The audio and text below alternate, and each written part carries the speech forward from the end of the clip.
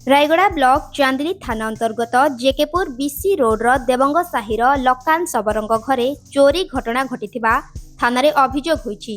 उक्त अभियोग आधार करी चांदनी थाना अधिकारी एक मामला रुजु करी तदंत आरंभ करिसेंती।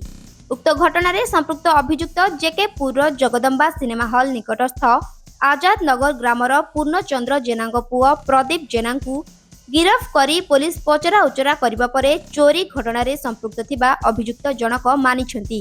तांको निकटरे चोरी करिबा जिनिस गुडीकु जबत करा जायछि। अन्य एक अभियुक्त फेरार होइतिबा पुलिस अधिकारी सूचना दैछंती। तेबे अभियुक्त प्रदीप जेनांग ठारू 1,50,000 टंका नगद, 2टी मोटरसाइकेल एवं सुना गहना आदि जिनिस गुडीकु जबत करा जायछि।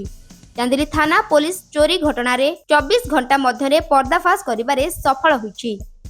एसपी रायगड़ा डायरेक्ट मॉनिटरिंग रे चोरी केस डिटेक्शन पे हमर जो प्रयास चली से हमको एक बड़ सफलता मिली। गत 28/3/2024 रे गोटे डे हाउस बर्गलारी हेतिला रिपोर्ट हेतिला। एटा को हमर आईआईसी चांदली 92 केस नंबर रजिस्टर करिकरी हमर सब इंस्पेक्टर आशुतोष साहू को दियाथिला तार इन्वेस्टिगेशन। एथिरे विदिन 24 आवर्स हमर अक्यूज डिटेन हेतिला।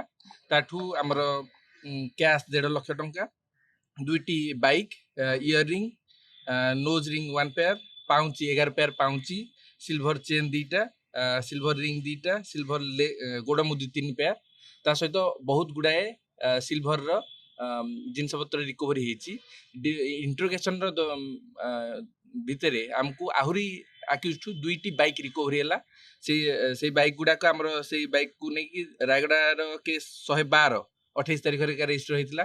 सेतिर गोटे बाजाज प्लाटिना रिकवरी हेची एवं चांदिली थाना गोटे जनवरी मास रे हेचिबा गोटे 5 नंबर केस जोथरे भी आ गोटे होंडा साइन चोरी हेतिला सेटा भी रिकवरी हेची। Thank you. आसामी गोटे जण गिरफ हेचंती, से आज फरवर्ड कोर्ट फरवर्ड हेबे। आ जण एब्सकॉन्डेड अछि, अति शीघ्र हम तांग धरी कोर्ट फरवर्ड। रायगड़ारू आशुतोष कुमार पटनायक रिपोर्ट, रियो न्यूज।